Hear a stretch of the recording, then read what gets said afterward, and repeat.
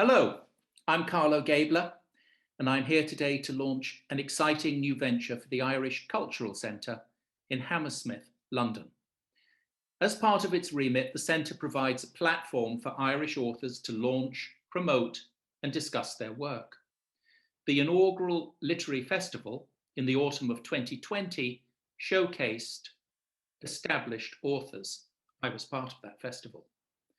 The Centre's latest project is a joint venture working alongside creative writing courses, literary agents, and publishing houses, and it will focus specifically on exceptional up-and-coming Irish writers. This ongoing series will feature an established author introducing and interviewing a debut writer, and I am pleased to be opening the series with a former student of mine. So, moving on behalf of the Irish Cultural Centre, in partnership with the Oscar Wilde Centre for Irish Writing, which is in Trinity College in Dublin, I would like to introduce you to debut author Catherine Talbot. Hello, Catherine Talbot. Hello, Carlo. Nice to see you. How are you? I'm very well. How are you? Good, good. Everything's good. Working, reading, running, and swimming. Okay. So everything's good. Yeah, everything's good here.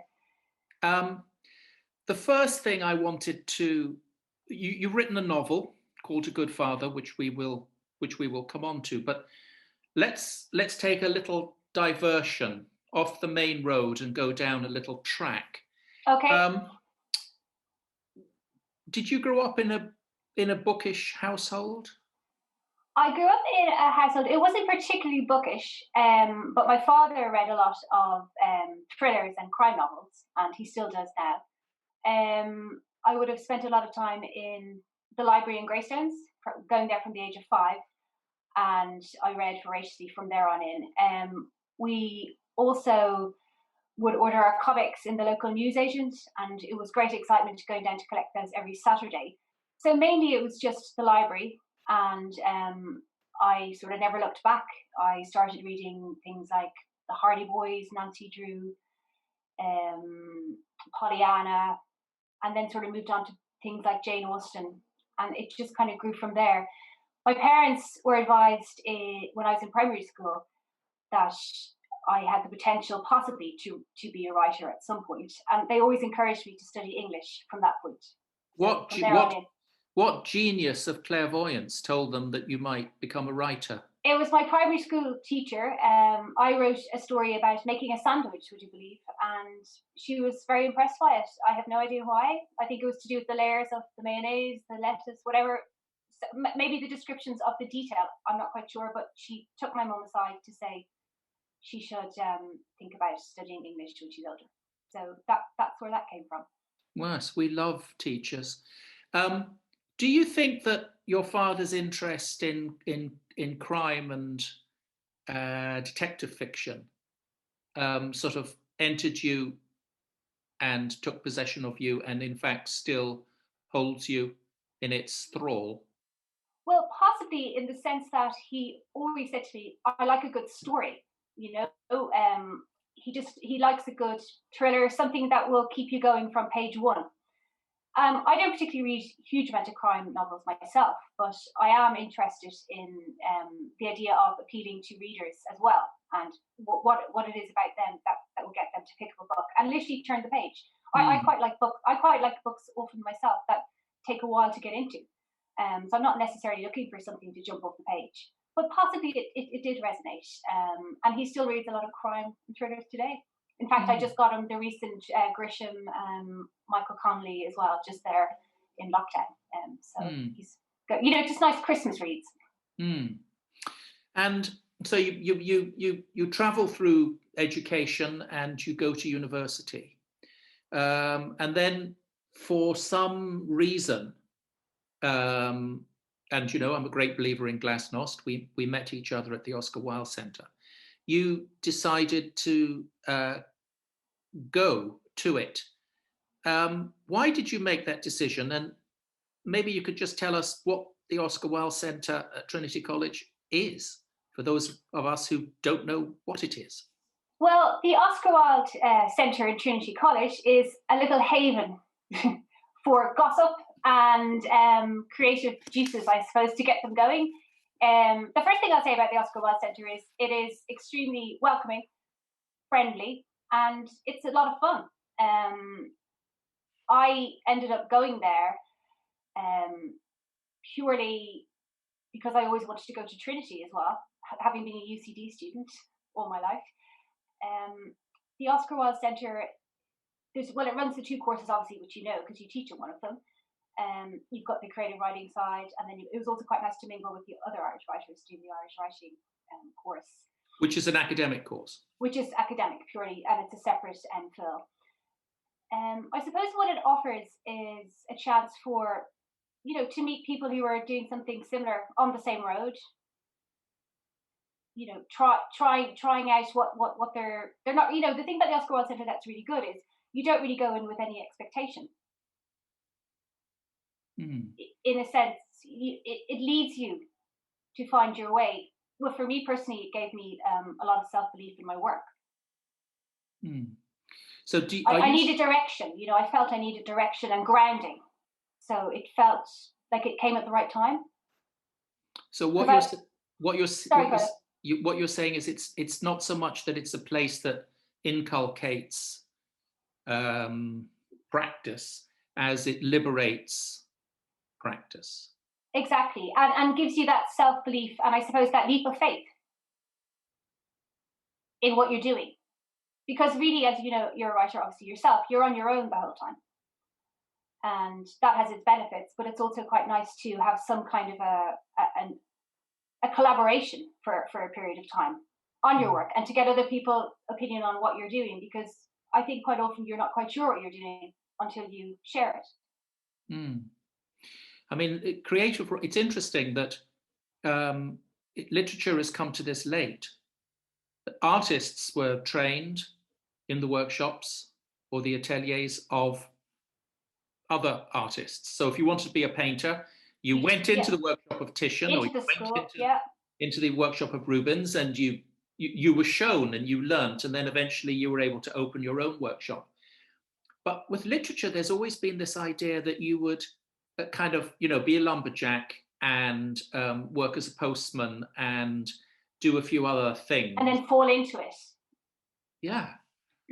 And the idea of it being something that would be catalyzed through being in a community is really something that's only come post-war. I find that very interesting.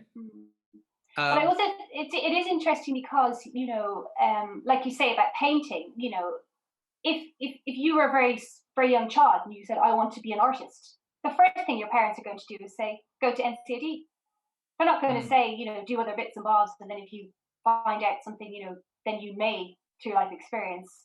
So it is very interesting that I think that's why a lot of people believe that they can write, and very few people actually sit down and just really finish projects. Or possibly, really get to what they're trying to do. For me, I always had some kind of idea that I wanted to be a writer. In the sense that, I love Paul Auster, for example. And I sort of wanted his life. I wanted his wife. I wanted the brownstone in Brooklyn. The pure romanticism of that. And I remember actually a turning point was when I read I don't know if you've read it, Carlo, it's his autobiography called Hand to Mouth, where he talks about how difficult it was in his early days, struggling to be a writer. He was married to his original wife, and they had no money. He was actually going around trying to make board games and flogging them, trying to make money. Then he ambled into poetry, and that didn't work out very well, his own poetry, but then he became obviously quite good at translations because he speaks fluent French. But I remember just being struck by his determination and his grit. And, something about that spoke to me. And I think that was one reason why I wanted to pursue, well, especially the master's, because I just wanted to kind of, put all my info, like I had studied English and philosophy in UCD, and I was reading all the time. And I was always thinking about writing, and sort of the Oscar Wilde Centre is kind of like a culmination of everything I was doing before, through my college life and then through work. I studied English and philosophy at night whilst working in music venues and arts organisations in Dublin City in the 90s. At that stage, Dublin was a very creative place. There was loads of energy. It was really exciting, actually. There was a kind of Dublin had just come out of, I suppose, a recession as such, and that was lengthy, and things started to turn the corners. There was a kind of a burgeoning club scene, there was a burgeoning gay scene, there was really cool bars, and all of a sudden there was creativity. And I think I sensed that creativity, and I think all those years in the Arts and Culture Centre was kind of feeding into my work. I only really came to that conclusion quite recently. I only really saw that. I wasn't thinking about it at the time. But now that I've written A Good Father, I do actually believe that all the time I was working, that it was in my head that I wanted to write. So the Oscar Wilde Centre, to me, to answer your question, I think I've meandered a little bit in terms of your original question was, what is the Oscar Wilde Centre in Trinity, and what does it mean to you? Am I correct? So I suppose for me, it's the point where you get, I need direction, and I need not help, but I need my mind open in other ways to see that the way I have been opening my mind hasn't been all fruitless or just a distraction. It's actually all been part of the process to get here. So there's two things you're saying. First of all, you sort of feel the zeitgeist, the energy. Yes. At the same time, you read Hand to Mouth, which is an account of the difficulties. The difficulties, yeah. Paul Auster's incredible difficulties. And I might be wrong, but I think he's married to, at that point, Lydia Davis. Lydia Davis, yes, yes. The short story writer. Yes, Lydia Davis. And I'm interested that the two things come together. The sense of opportunity and a rising tide, and the brutal truth. If you want to commit yourself to literature, it can be really tough. But these two things come together and propel you to go to the Oscar Wilde Centre. I think so, and I think there's sort of a romanticism in that. I think with a lot of people, they think, they like the idea of the kind of, well, I suppose, back to say Paul Auster as inspiration. You see pictures of him and he's just wandering around Paris and he's looking a bit lovely and, slightly frustrated, and, he's dreamy, and there's hard graft involved. And the fact that his marriage was falling apart, I thought was really interesting as well. And maybe he needed his marriage to fall apart to become the writer that he is. I think in hindsight he probably did. But mind you, he then went on to meet his great love, who's a fantastic writer, Siri Hudfest. Yes. I don't know if you've read her book, What I Loved, is particularly beautiful. I've read many novels by Siri Hudfest. Yes. So possibly it's the combination of the challenge and the idea of the romanticism of it, and then also the sense that, I suppose I went through a phase, and then I actually remember another thing that influenced me a lot was, I remember reading All the Pretty Horses by Cormac McCarthy. And I suppose this was all in tandem with the Auster thing, and then finally, to answer your question, getting back to the Oscar Wilde Centre, I remember thinking after reading All the Pretty Horses, again, probably in the 90s, how can it be possible that somebody can construct something so stunning, really, in terms of the sentences, and I actually found that book really emotional. And it's sort of irrevocably emotional. And I thought, I remember actually feeling quite jealous when I finished reading that book, going, oh my God, imagine being able to write that. Now, I'm not suggesting that I'm going to be able to write as well as Cormac McCarthy, but I suppose it gave me an insight to, well, at least I could try. At least I could actually try. And instead of thinking about the idea of, I would like to be a writer, just to actually start writing. Right. Okay. You touched on Mr. Oster's marital difficulties, we can now segue brilliantly and effortlessly to A Good Father, which in a way is an account of marital difficulties. It's about Desmond, and tell us, he's a Southsider. He eventually, yes, tell us who the characters are and describe the milieu so that listeners will have some sense of the terrain and geography of the book. Okay, so I'm actually from Greystones, and where I live is a place called Ballybrack, which is presently, which is quite close to Killiney Beach, which people may have heard of, close to Dalkey, close to town. So I didn't deliberately set out to locate the book here. That just sort of happened because I don't know, because I swim in the sea every day, I'm so soaked in the beach that the beach comes into everything. I seem to write a lot about the water and the sea. I don't know why. Des is the protagonist of A Good Father, and he is fundamentally, supposedly, a good father.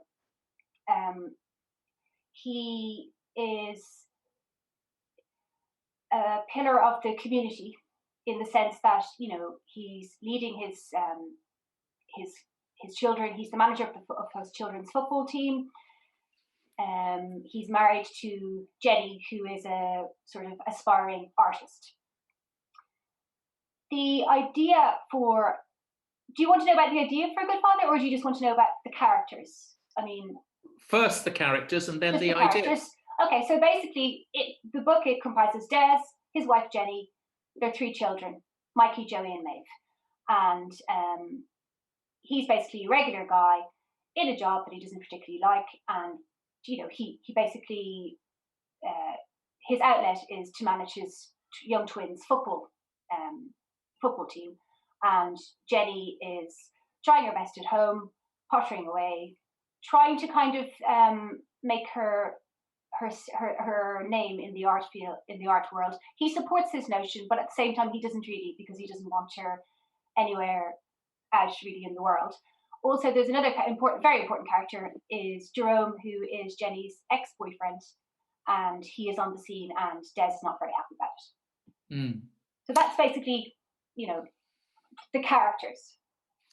You described Des as a pillar of the community, and he runs a juvenile football team, and his 2 sons, Mikey and Joey, are in that team. And then Maeve. He's got a daughter called Maeve as well. He's got a daughter called Maeve, although he has a different relationship with Maeve than with the sons. And when people speak of the pillar of the community, that it very often means that the issue is hypocrisy. They appear to be one thing and they're doing something else. But this isn't a novel about hypocrisy. This is a novel about the internal, the hideousness of living with yourself, we could say. Mm-hmm. It's and in order to communicate what it's like to be inside Des's skull, which is what the novel does brilliantly, you do a number of things. Tell us what those things are. Could you repeat the last part of that question, Carlo? You do a number of things to locate us indefatigably inside Des's skull. So you don't. There are a few lines of reported speech, but all the dialogue is as Des reports it to you. Yes. All scenes are as Des sees the scene. So it may be what happens that you are told, or it may be a version of what happens. Mm-hmm. It's not, there's nothing made up, mm-hmm. but there isn't necessarily anything that's absolutely concrete and true either. Mm-hmm. And you are inside his head all the time. And it's a very, I wouldn't want readers to form the impression that it's a claustrophobic experience. It's a very enlightening experience, because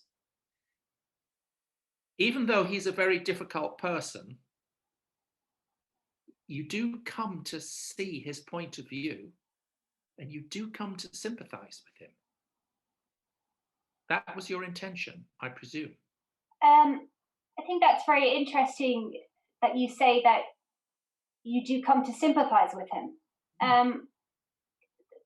No, I had no major desire for anyone to sympathize with him, in the sense that I knew people would, but it was never my intention as such. I knew that I had to create some part of, I knew he had to have some kind of empathy on some level, because then otherwise it would just be a case of, a frustrated man, which I think could become quite relentless. Now, having said that, Des is relentless, but I did want to create some kind of empathy, but it wasn't my intention. It wasn't a meditated intention, if you like. I think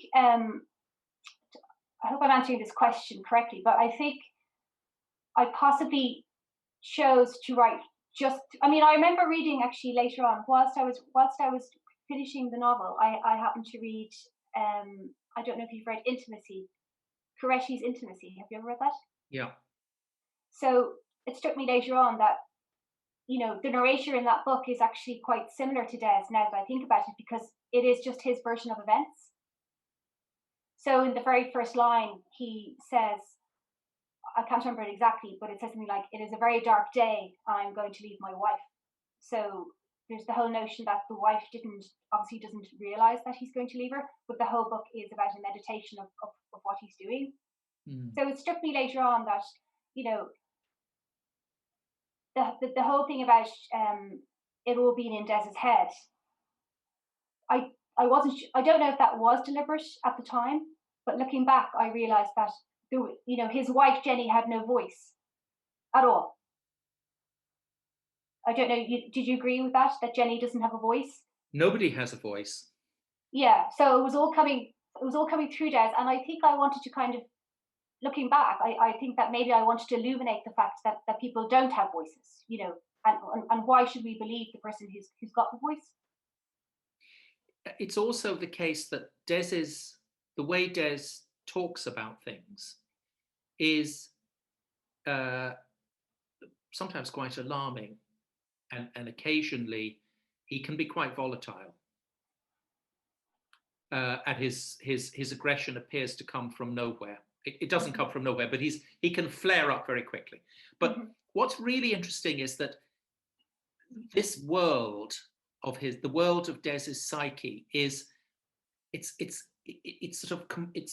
got bits of information from sort of the world of the corporate and the language. He has appropriated the corporate language. It's got bits of self-help. It's got bits of literature and art. It's got bits of the zeitgeist.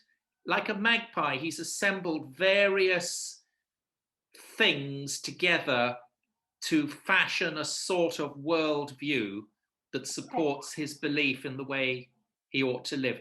It's incredibly impoverished, and it's also absolutely inflexible. And the loneliness is, even though he's not a very nice man, the loneliness is scalding. You really do think, oh God, it's awful being Des. I found that really very interesting, but you didn't really set out to do that. Well, like, in the sense that I'm going to try to describe how Des came about. He sort of like, he came to me very quickly. His personality. I mean, I don't map things out when I'm writing. I don't plan. I'm not one of those kind of people who writes things down and going to develop it in this way and that way. When Des's voice came, it was like a voice almost. I know that's probably difficult for readers to understand. It's much something more that maybe somebody who's trying to write a novel might understand. But I felt the voice carried me through it. I have to say to this day, I can still, his character is still very much in me. Like, I don't know if you know, if you recall, there's a scene, I can't remember what chapter it's in, but he's running on the beach and he says something like, he says, you could run so much faster without a beard. Yeah. Right? Now, I don't know why that line out of the whole book comes to me all the time. I might be running on the beach and I will, in my head, it will go, you could run so much faster with a beard. Mm-hmm. It's just like these, it was very strong. But that's a very Desian circumlocution, because he thinks of it as witty and, the beard, wind resistance. And at the same time, you want to say, Des, that's not that clever, really, frankly. And he also is a character with no hinterland. Occasionally listens to a bit of music. He was at art school, one or two, he does know a little bit. He did work in arts management. He worked as for a magazine publisher. Now he's in the corporate world, but he doesn't have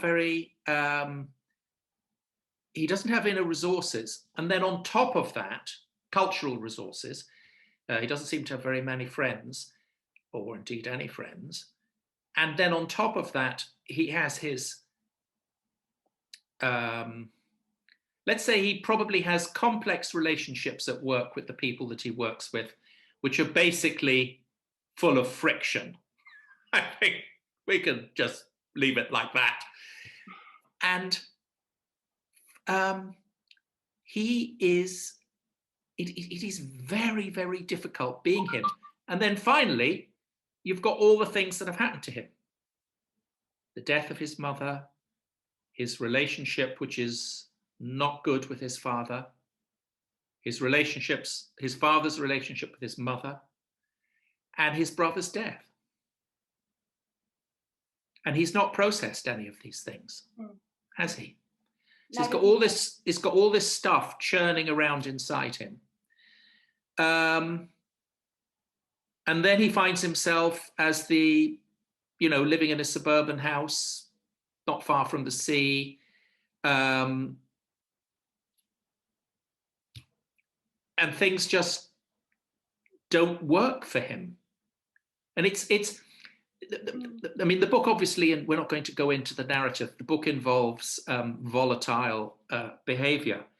But what's very interesting for me as a reader is that when people do wrong, they are entirely logical about it. People don't do things for no reason at all.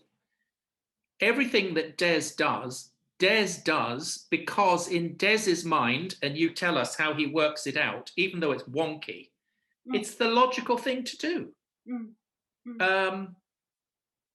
He sabotages Jenny's work.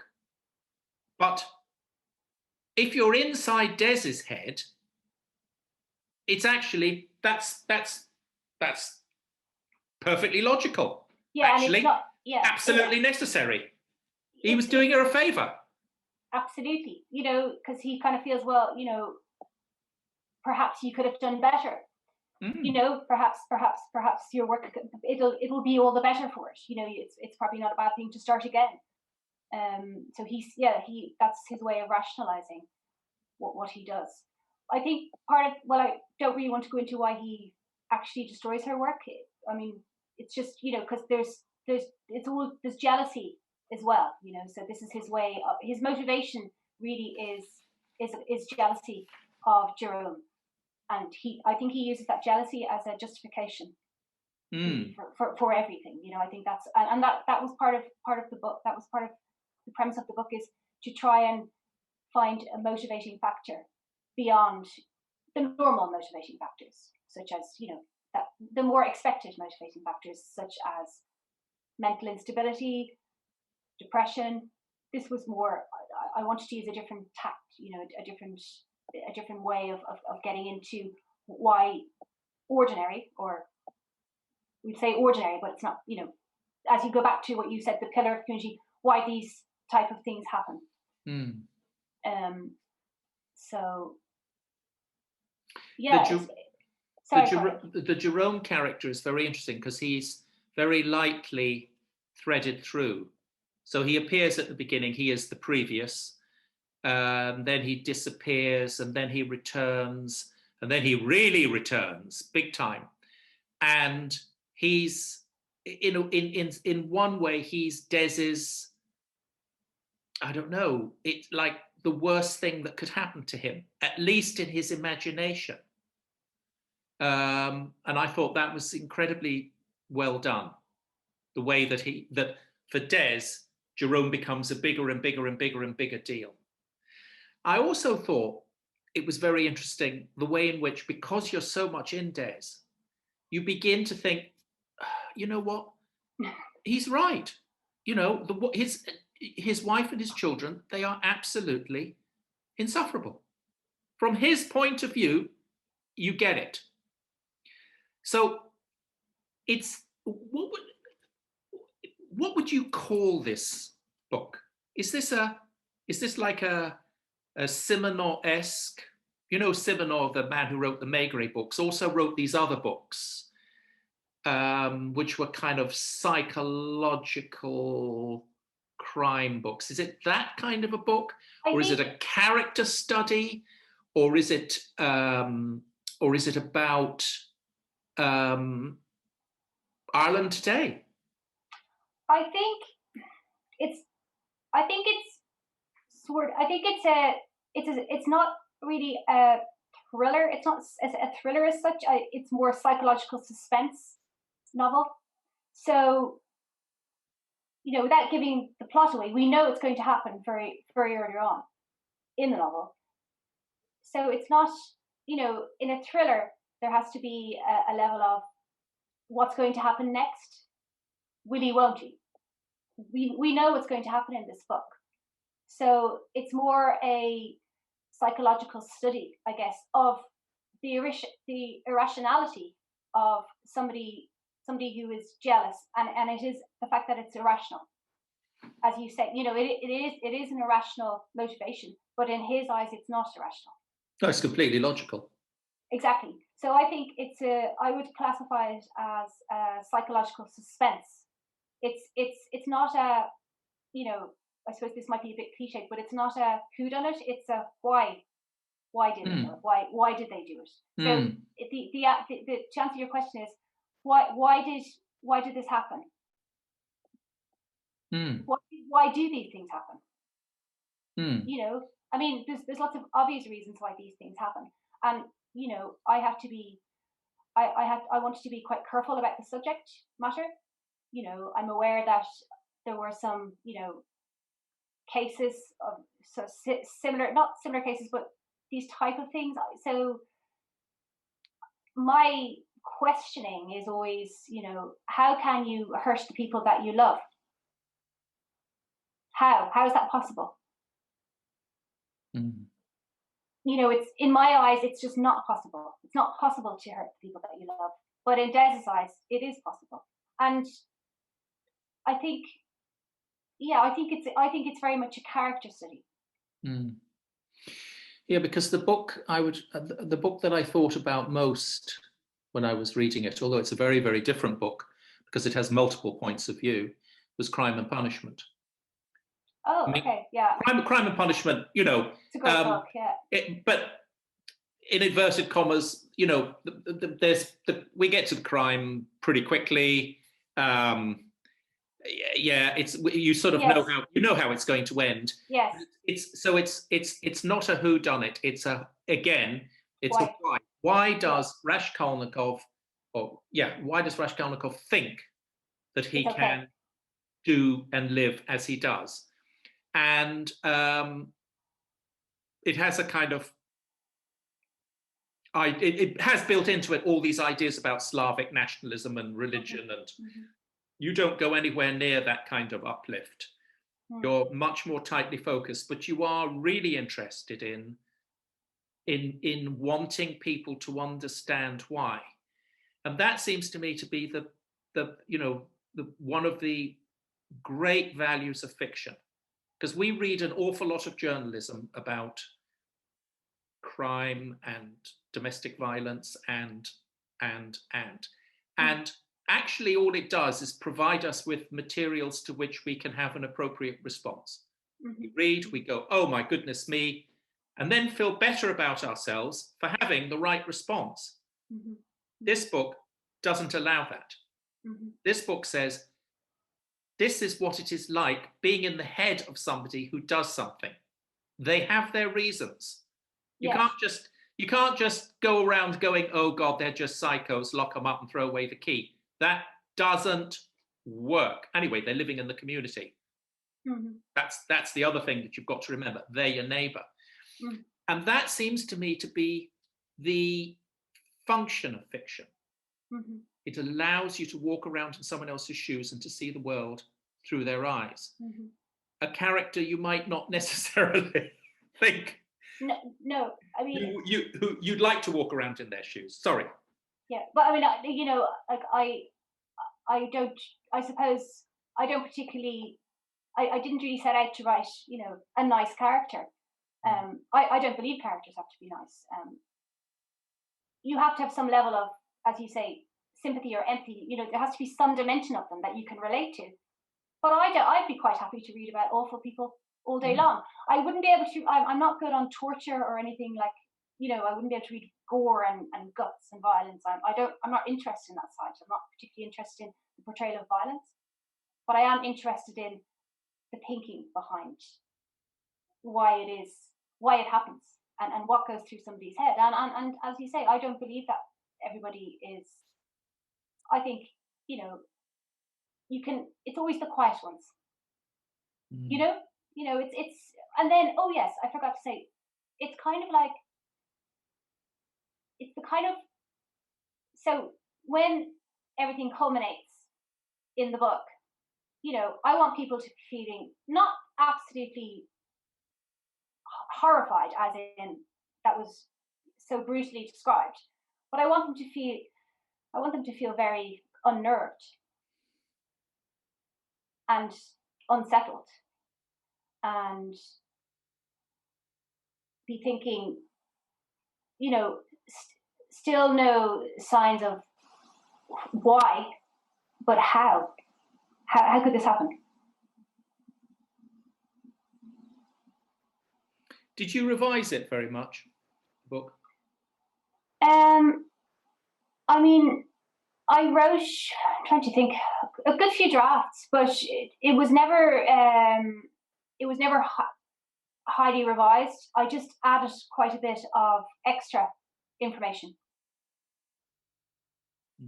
You know, so I built a little bit more of a backstory, but the main tenets of it were there. And I mean, when I look back on some of my notes, because I handwrite everything before I write, there are some sentences and some things that are there exactly the way I wrote them from the very beginning. Why do you write by hand? I no, it's just what I always do. I just write everything by hand, and I have loads of notebooks, and then I write about 10 notebooks possibly, and then I don't pick up from the day before as to what I'm doing. I just keep going until the very end, and then when I feel the thing is finished, I start typing it up.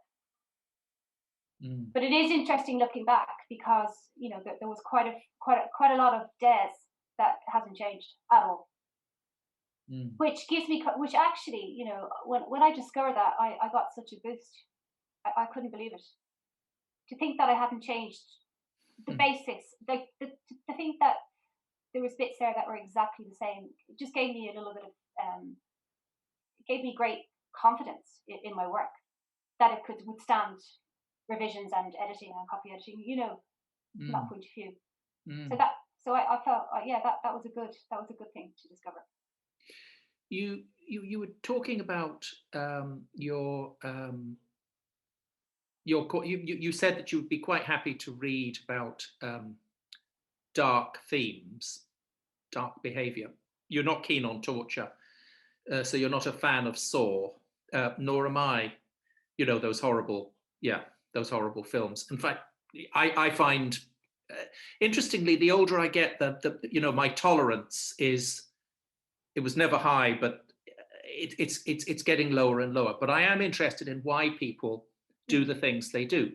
However, there is I find myself bumping into out in society the idea that you don't want to write or talk about these things, that the job of literature is to uplift, just show us nice stuff, and the world is bad enough without adding your tuppence worth.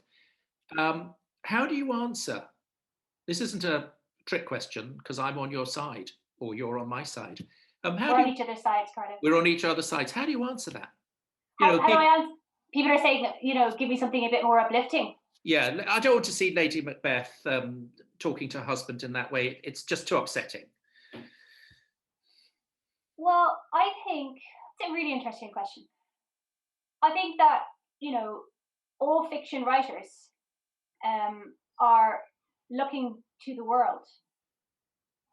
So you can't really prevent things in the world from trickling in. And it's up to, you can't really, can you? No. So rather than going, oh, that's shocking, I suppose that these things why are they feeding into our brains?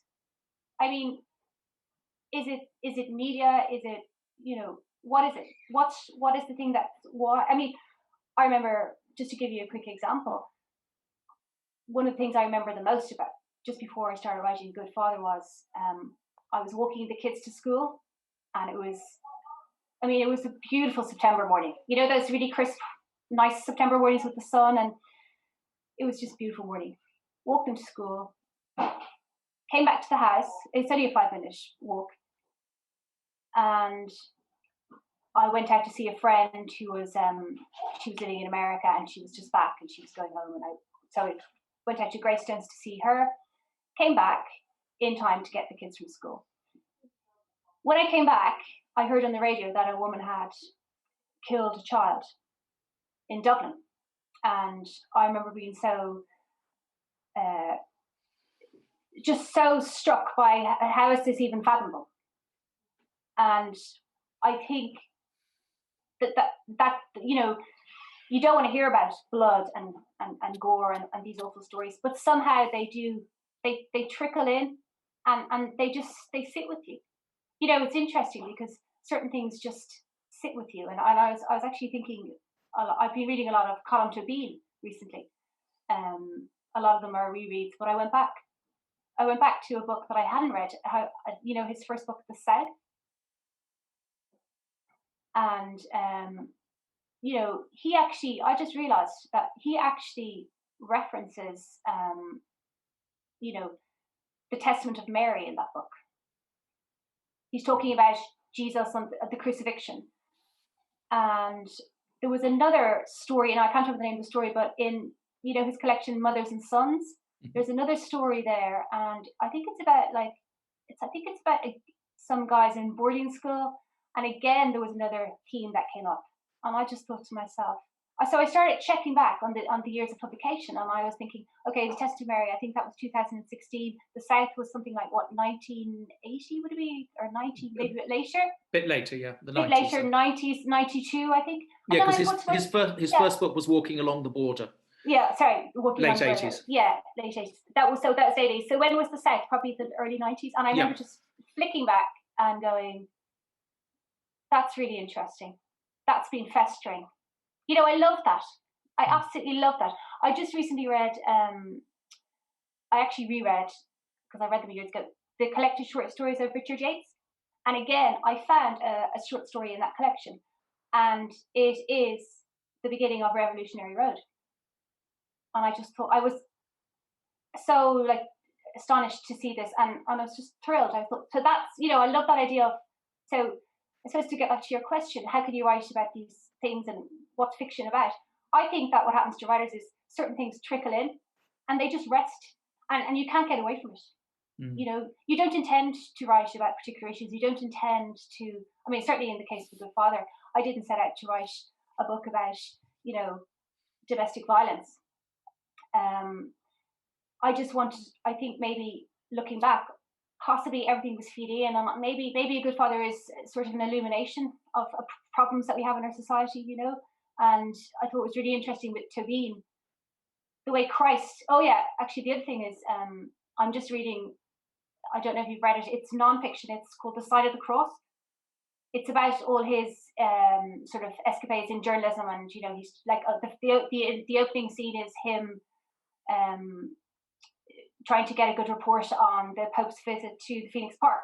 This is Colm Tóibín. Colm Tóibín again, yeah. So it's just very interesting that, you know, I didn't realise Colm Tóibín was religious. I never knew that about him. Did you? He's quite, well, apparently. He's certainly saturated in the. Yeah. I don't know whether he's a believer, but he's saturated in the religious culture. But then he's Irish.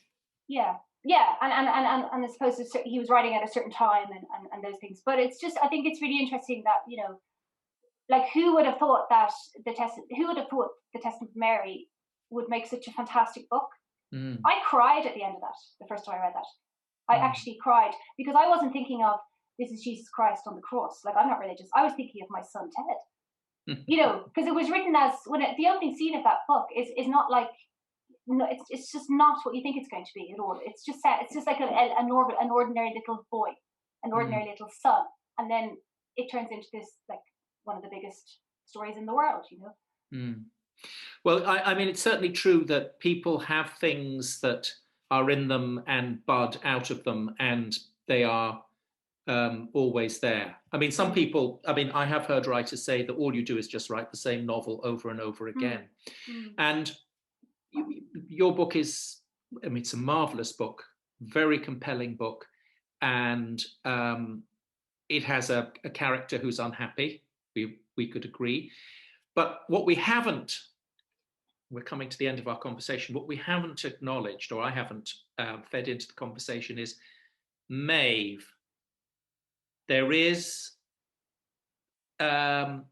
she's a source of light. And he has a relationship. Yes. And if he loves anyone, he loves Maeve. He loves his daughter. Yes, yes. And actually, I didn't doubt for a second that it was true. I think that's true what you say, actually. Yes. What are you reading at the moment, other than Colm Tóibín? I'm reading The Architecture of Happiness, Alain de Botton. It's basically about architecture and how it makes you happy. I'm reading a book Malone Dies. I'm reading, what am I reading? Oh yeah, it's this book called The Noonday Demon. It's by a guy called Andrew Solomon. He's an American guy who suffered from depression years ago. And it's just very interesting. And then I just have, sorry. Do you think of yourself as a political writer? Not at all, no. Would never have thought of that. Why? Do you see a political? I'm just asking the questions. Not in the slightest. What kind of, you not in the slightest, what kind of a writer are you? That is a really hard question to answer. I suppose, do you mean genre or do you mean just what are you at? What are you at? Latter.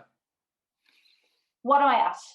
I am trying to, I don't know, hold my nerve, you know, explore something that I just really love. I just love reading. I love books. So I know that sounds a bit cliched, but it's to, I mean, actually, just to go back to one of your first questions, the Oscar Wilde Centre. One of the most amazing things that I learned in the Oscar Wilde Centre was how to kind of, you know, dissect what you've already inhaled your whole life. You know, to work out why were you drawn to those particular books? What was it? it wasn't just a case of, it wasn't a simple case of I liked these books, or there's something drawing you there. It's a bit like I'm thinking of a book called Breath by Tim Winton. He's an Australian writer. Those kind of books. Again, that's kind of not. It's a bit dark, that book as well. So I shouldn't be constantly picking dark books. But like, I loved Crime and Punishment, for example. I love The Book of Evidence. I love all those kind of those books. And the Oscar Wilde Centre, I suppose, kind of shed light on what are you trying to do. It's not just a simple thing of going, I want to be a writer, I want to write. What kind of a writer am I? I'm just doing something every day, and then I'm not worried about it. I actually, the publication of Good Father has given me a lot of confidence in my work, because the fact that I took a chance and just told this story through Des's perspective, I think that's quite risky. It's chancy. A lot of people are saying, other people have to have their voices, but my point is that people don't get to sound out their voices. So I think it's to be able to kind of just try to go with your gut feeling and just kind of believe that. And the Oscar Wilde Centre gave me that ability big time. Like, does that answer your question about? Yeah. Or is it's no. Probably a bit higgledy-piggledy. I haven't, to be honest, I've never really thought about that, No, you've answered the question.